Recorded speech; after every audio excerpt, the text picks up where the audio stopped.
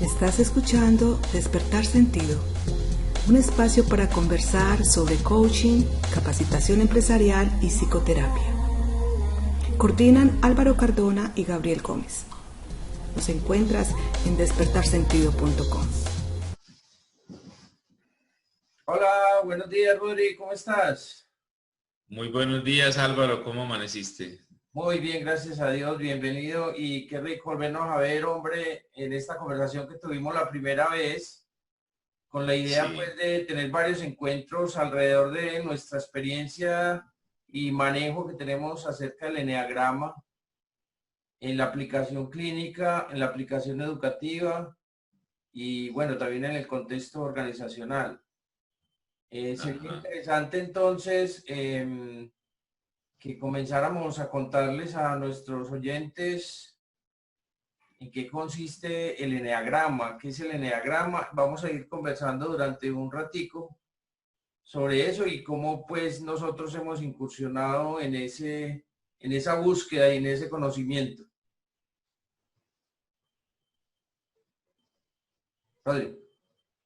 Sí, claro. Entonces, nada, si quieres vas comentando y yo te voy siguiendo. Bueno, yo pienso que la psicología ha ido incorporando elementos muy interesantes a través de la historia.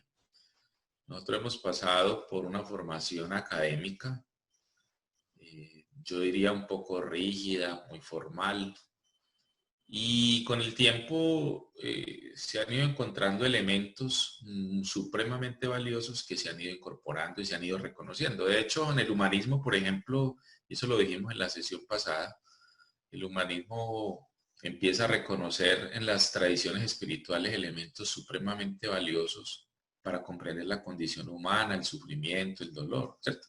Yo diría que el eneagrama es una herramienta que en sus orígenes es una herramienta de Oriente, ¿cierto? Yo la pondría por el Medio Oriente, Afganistán, bueno, en fin. Y como es una herramienta antigua, que es una herramienta de conocimiento personal, después se va acercando a Occidente y es apropiada por la psicología. Entonces vamos a ver ese puente que hay de Oriente. Entonces la historia es Óscar Ichazu, que es un chileno boliviano, un personaje de esos grandes buscadores. Hace un viaje al Oriente y se encuentra con las bases del eneagrama, que son bases del sufismo, tradición mística oriental, ¿cierto? Óscar va, bebe las fuentes, se da cuenta que eneagrama significa 9, enea 9, gramos, forma, entonces las 9 formas de estar en el mundo. Entonces ese conocimiento profundo de Oriente lo toma Ichazu y lo trae a América, lo trae en su esencia, en su comprensión. Y hay una historia muy bonita que quisiera relatar acá y es la historia de Claudio Naranjo, un médico chileno, psiquiatra, que se encuentra con Ichazu y se da cuenta de que en el desierto de Arica están realizando digamos, como unas tareas muy bonitas de conocimiento personal a través de una técnica que se llama eneagrama. Entonces, ¿cómo esa técnica de conocimiento se va este señor 40 días a esa experiencia, Álvaro? Y cómo él logra encontrar unos elementos de conocimiento profundos que empieza a aplicar.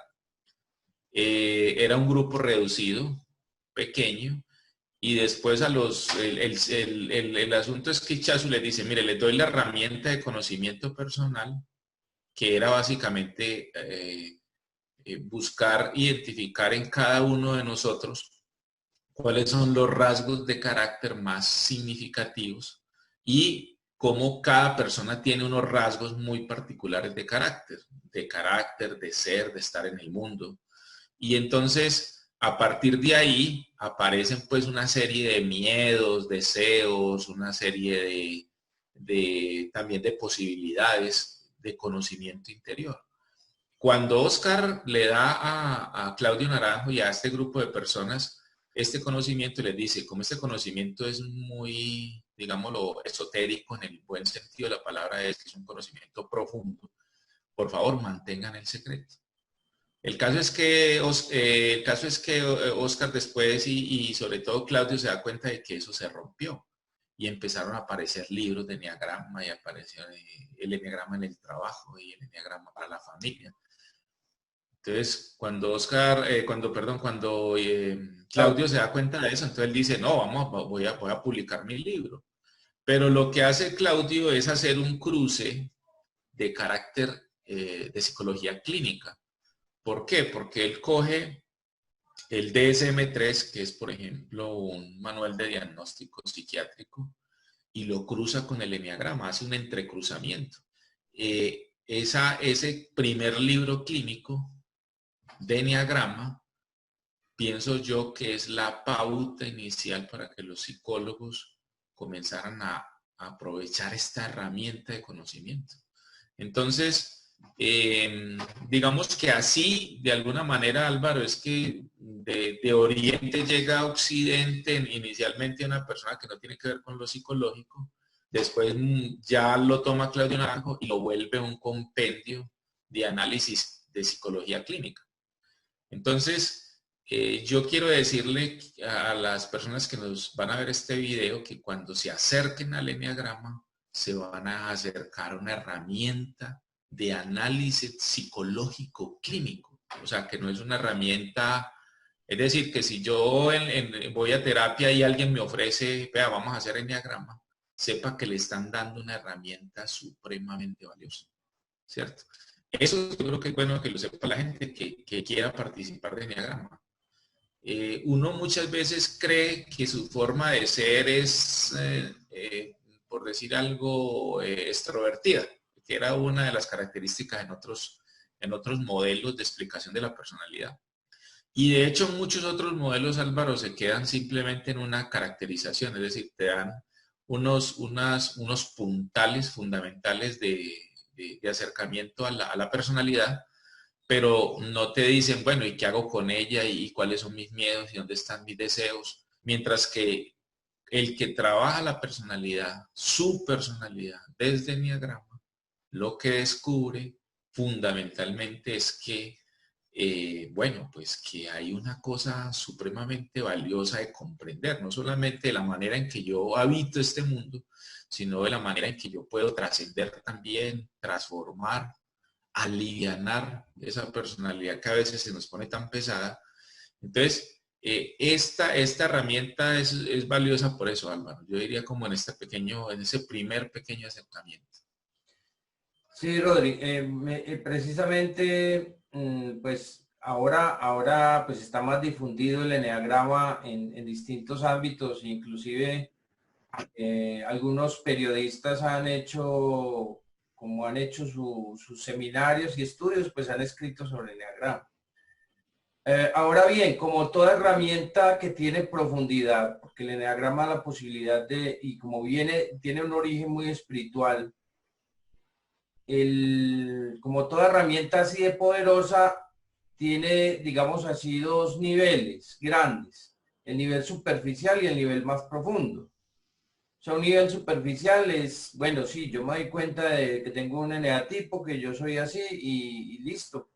O sea, lo más, digamos que esa es la superficie, pero importante es aclarar que el eneagrama como herramienta de personalidad y clínica, pues también brinda posibilidad de profundizar mucho más en lo esencial del ser humano. Pero para eso se necesita una constancia, ¿cierto? Porque no es solamente que yo me dé cuenta qué eneatipo tengo, qué miedos tengo, o inclusive qué origen tuvo, qué infancia tuve para configurar ese tipo de personalidad, sino que además hay todo un camino por delante para ir develando aspectos más profundos. Y que esa es la gran riqueza que tiene el enneagrama. Además, porque si uno se hace una sola aplicación del test en una época específica, no quiere decir que uno se quedó con esa idea para siempre. Porque el enneagrama tiene esas dos, como muchos modelos de personalidad es que tenemos una estructura básica y tenemos otra parte en nosotros, en nuestra personalidad, que es dinámica, que está cambiando. Entonces, hay una parte que es la que da la identidad, que es la estructura básica, y hay otra parte que es la que vamos modificando en la medida en que evolucionamos, en la medida en que aprendemos con los años, con la experiencia. Bien interesante, Rodri. Contémosle un poco a los que nos oyen que, bueno, que nosotros hemos tenido un recorrido. ¿Te acuerdas aquel año o 2 años que estuvimos haciendo unos talleres aquí en Medellín? Sí, claro, sí, claro. Fue una experiencia pues muy gratificante porque primero lo debo confesar porque uno crece también yo diría que hasta más o en las mismas proporciones que la misma gente que lo va, porque el enneagrama tiene una riqueza muy valiosa. Yo le quiero decir a las personas que nos ven y nos escuchan algo muy importante. Lo primero, eh, es importante una muy buena identificación. ¿Qué significa eso? Que cuando yo voy a aplicarme el enneagrama por primera vez, hay unas baterías de pruebas estandarizadas, unas pruebas ya que han sido, digamos, validadas científicamente. Recordemos, Álvaro, el Tri de Rizzo-Huxon, que es una de las pruebas, una prueba corta que uno le aplica a la persona para que la persona pueda saber cuál es su forma de ser, ¿cierto? Sus rasgos más importantes de carácter. Entonces, esa prueba tiene una fase 1, que es una identificación inicial, y yo diría como una posprueba que nos termina de ratificar si efectivamente es el eneatipo. Son 9 formas de estar en el mundo, ¿cierto? 9 formas. ¿Cuál es la forma suya? Esa es la pregunta que usted se debería hacer si está viendo ese video. ¿Cómo es su forma de ser? El enneagrama le va a decir cuáles son los rasgos más significativos que usted tiene.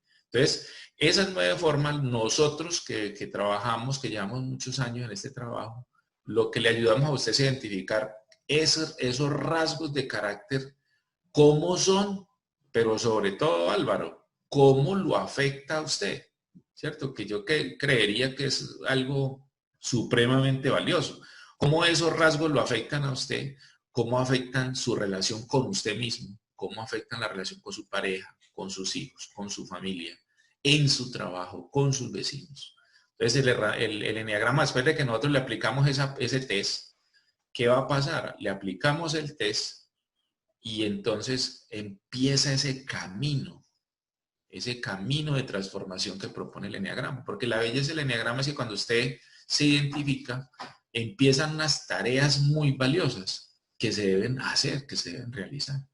Entonces yo siento que ese camino y ese trasegar es muy valioso para nosotros poder avanzar, ¿cierto?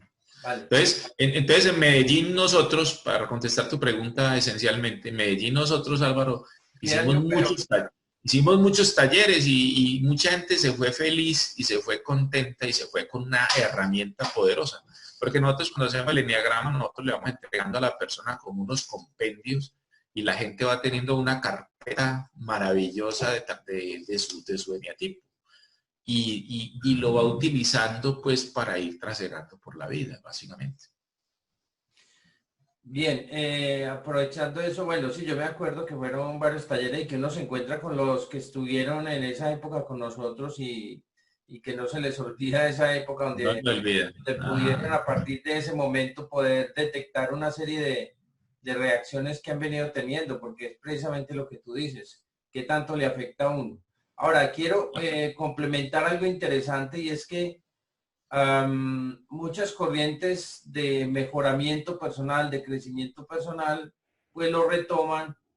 Sin embargo, hay esta oleada que hay a nivel occidental de productividad, de efectividad, donde todo se vuelve muy instrumental, es decir, aprender a usar una herramienta, cómo ser más efectivo, cómo ser más productivo, pero no se profundiza en qué hay de fondo, porque realmente la personalidad afecta mucho en el desempeño de cualquier tarea. Entonces, qué tanto, o sea, mi estilo, mi eneatipo está afectando mi forma de enfrentar la vida.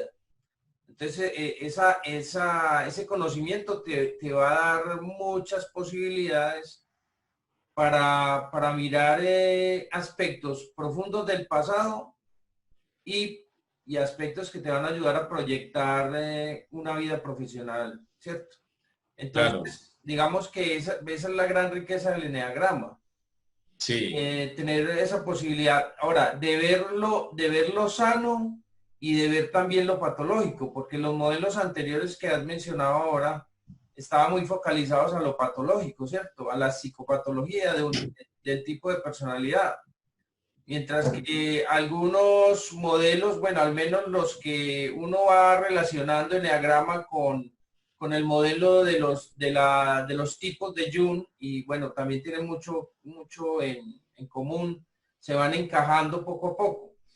Pero digamos que el eneagrama, por tener ese espectro tan amplio, permite muchas más posibilidades de conocer sí.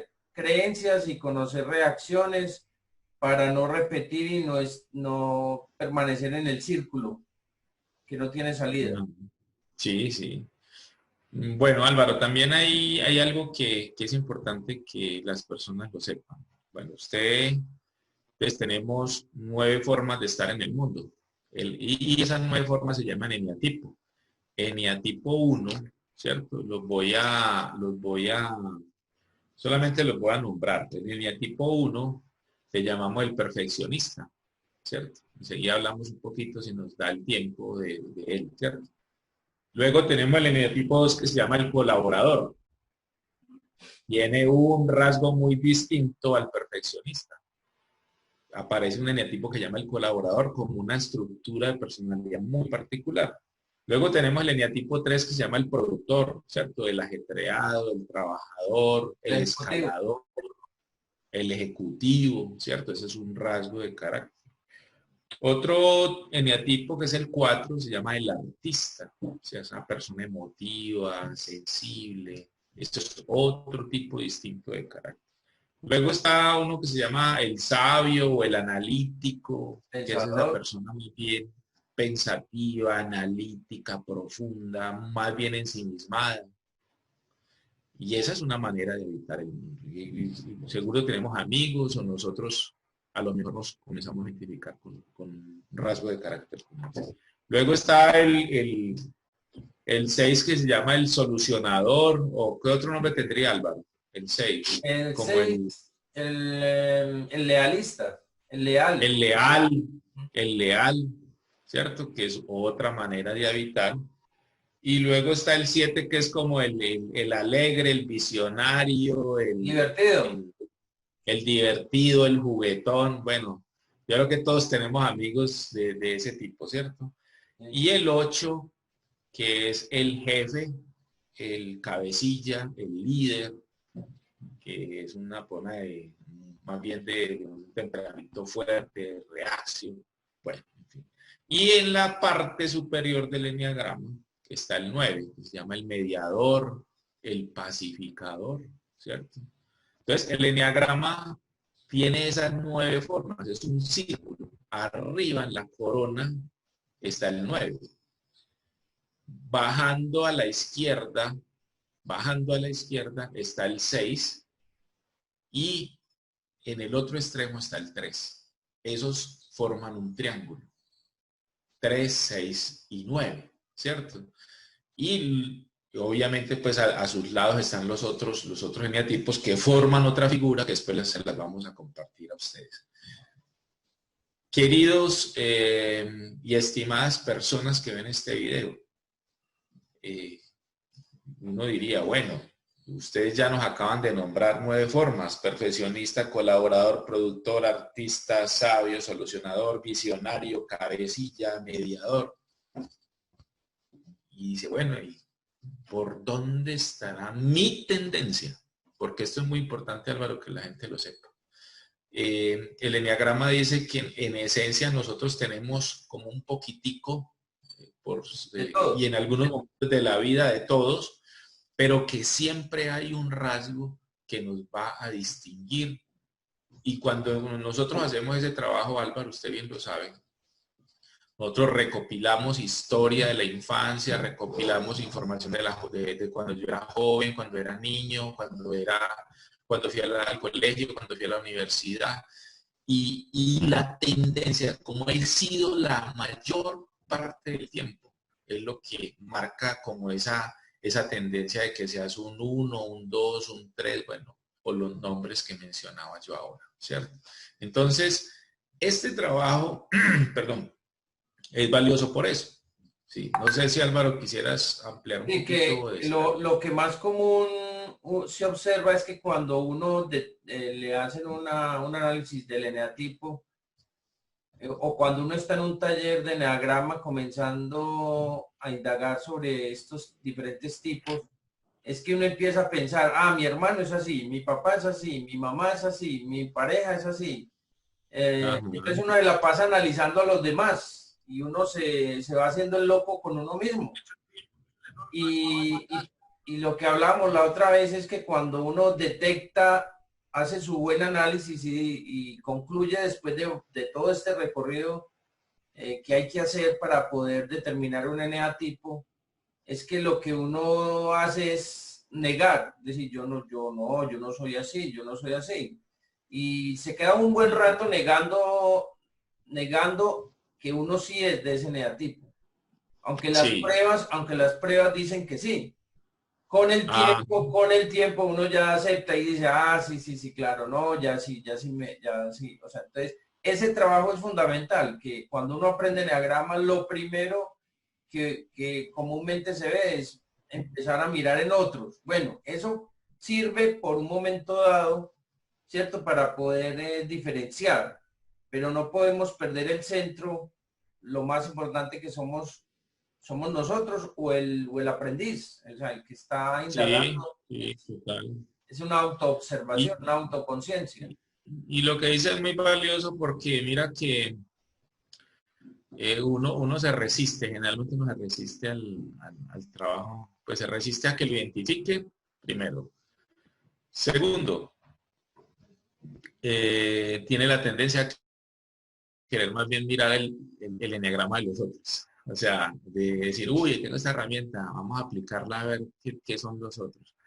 Y yo pienso, Álvaro, y vos que llevas tantos años en psicología clínica, yo también tengo mis añitos de trabajo.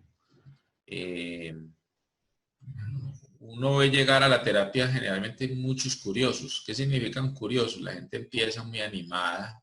Usted le da la herramienta del enneagrama y dice, vamos a trabajar enneagrama dentro de la consulta.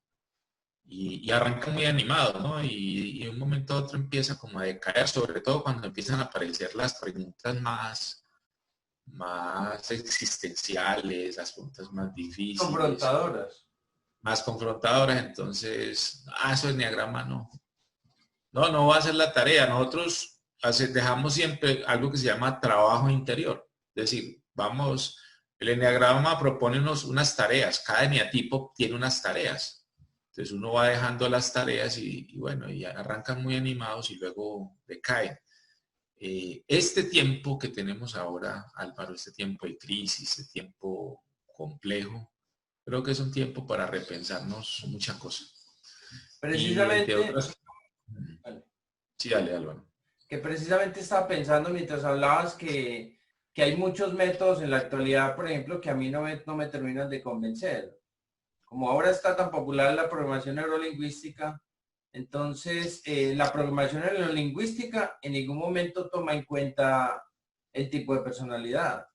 Según eso, ellos dicen que no importa el tipo de personalidad, a todos les funciona igual. Pues eso no es así. Por Ajá, eso se vuelve sí, tan popular y tan mal utilizada. La programación neurolingüística tiene cosas interesantes, pero no quiere decir que eso va a transformar una estructura de personalidad que lleva años gestándose. O sea, sí, uno no puede decir que uno va a cambiar un trauma, uno va a cambiarle la vida al otro con un chischas, ¿sí?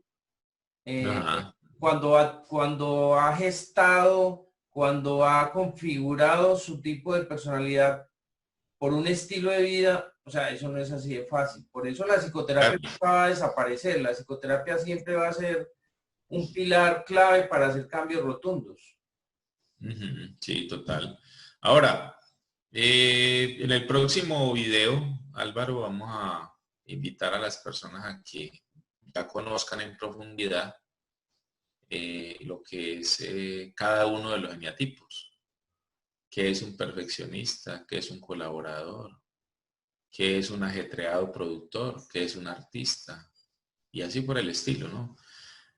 Para que vayan conociendo y en los siguientes videos les vamos contando qué efectos positivos, negativos, cómo en el mundo, cuáles son los miedos básicos, cuáles son los deseos básicos, cuáles son las posibilidades de transformación de cada uno de los eneatipos.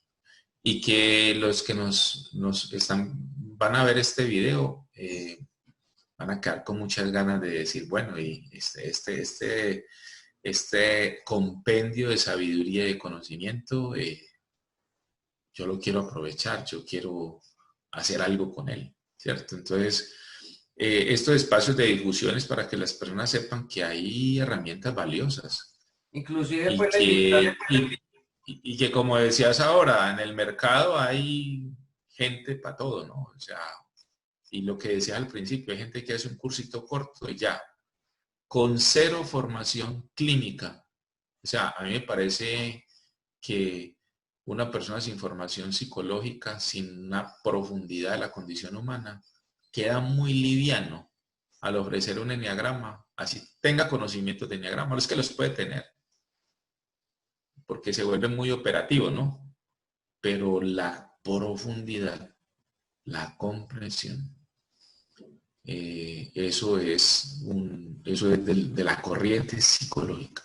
Entonces, nosotros queremos que las personas que nos vean digan, estos nos van a contar enneagrama, pero nos van a meter la profundidad de la condición humana. Entonces va a ser muy valioso, va a ser muy interesante. Los videos que vienen no se los pierdan, porque vamos a meter, como se dice, vamos a ir a las profundidades de la psiqui de cada uno de los eneatipos. Vale, excelente, Rodri. Yo creo que en el próximo episodio vamos a ya entrar en materia más directa. Claro que sí. Y que inclusive cuando vean este video, pues puedan poner comentarios, preguntas para ir dirigiendo los encuentros que vamos a tener. Entonces, claro bueno, que sí. quería agradecerte, Rodri, por este encuentro de hoy. Inclusive hoy estás ahí muy yin y muy yang, blanco negro. Sí, quisiera hacer una nota sobre eso que dices, ¿no? Hay una discusión muy fuerte ahora con los movimientos feministas, ¿no? O sea, sí. Masculino, femenino, y esa discusión viene hace mucho rato. Y yo digo que Oriente resolvió el problema de rato, porque más que hombre y mujer, la comprensión es las profundidades de lo masculino y de lo femenino. Y en el Tao Te Ching, por ejemplo, un texto sagrado del taoísmo, se hace ese discernimiento, ¿no? de cómo hay un entrecruzamiento entre masculino y femenino, y por eso la figura del yin y el yang es una figura que es como una S. Una parte del blanco entra en el negro y una parte del negro entra en el blanco. ¿Y qué significa eso? Que tenemos de masculino y femenino, en esencia, todos los seres humanos. Entonces, si yo entiendo que lo femenino, yo encarno un hombre, pero el femenino son todas esas actitudes profundamente gráciles, suaves, serenas. Y lo masculino es la fuerza, es el arrojo. Eso ya está en la literatura antigua. ¿Cuál ha sido, pienso yo, como el gran problema, Álvaro? Que en esta cultura dijo, no, si usted es hombre, entonces es masculino, entonces tiene que ser no sé de qué forma. Y ahí se nos perdió el tema. Entonces, pues hasta chévere, hombre, la camiseta le hacemos el honor hoy al tema. Lo que pasa es que la gran confusión ha sido entre confundir dos términos. Uno que es diferenciar y otro que es excluir. Entonces, no es lo mismo diferenciar que excluir. O sea, yo puedo diferenciar que una cosa no es otra cosa.